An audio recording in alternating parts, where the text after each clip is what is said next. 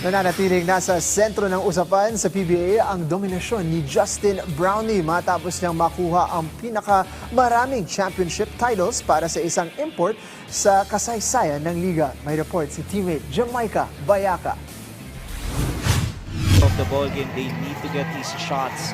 And speaking of easy shots, Pinatatag ni Justin Brownlee ang kanyang katayuan bilang pinakamaraming titles na nakuha ng isang import sa kasaysayan ng Barangay Ginebra San Miguel at buong PBA. Nakumpleto ni Brownlee ang kanyang ikapitong kampyonato matapos ang panalo kontra TNT Topang 5G sa Game 7 ng Season 50 Commissioner's Cup Finals. Sa kabila ng kanyang 6'6" height na mas undersized kumpara sa karamihan ng imports, patuloy niyang pinatutunayan na ang dominasyon ng laro ay hindi nakabase sa tangkad, kundi sa skill, timing at composure sa pinakamalalaking sandali.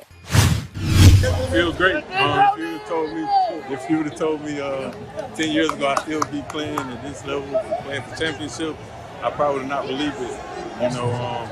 But I've been blessed to play for a great, team, a great coach, great bosses in Boss RSA and Boss Al. I thank them for keep giving me the opportunity to play, and it's just amazing. It's amazing, obviously, to be playing in front of Never fans every game. They always come with great energy, and I just feel very grateful.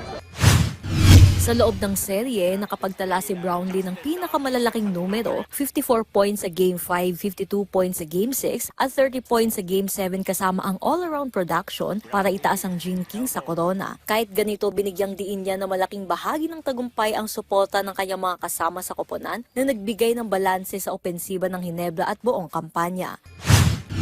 I gotta give a lot of credit to guys like Japet, Troy, Norbert, Isaac Gold. Who else? I'm forgetting somebody. Just all the bigs. I think they did a great job, on the big imports this conference and the Commissioner's Cup. And without those guys, this wouldn't be possible. Para naman kay Coach Tim Cone, wala nang debate sa katayuan ni Brownlee sa liga na tinawag siyang greatest of all time o GOAT dahil sa kanyang consistency at impact sa modern PBA. Ngayon, malaki rin ang inaasahang papel kay Brownlee para sa Gilas Pilipinas kung saan siya ang inaasahang mangunguna sa mga susunod na laro sa FIBA World Cup Asian Qualifiers ngayong July. Jamaica Bayaka para sa Atletang Pilipino, para sa Bayan.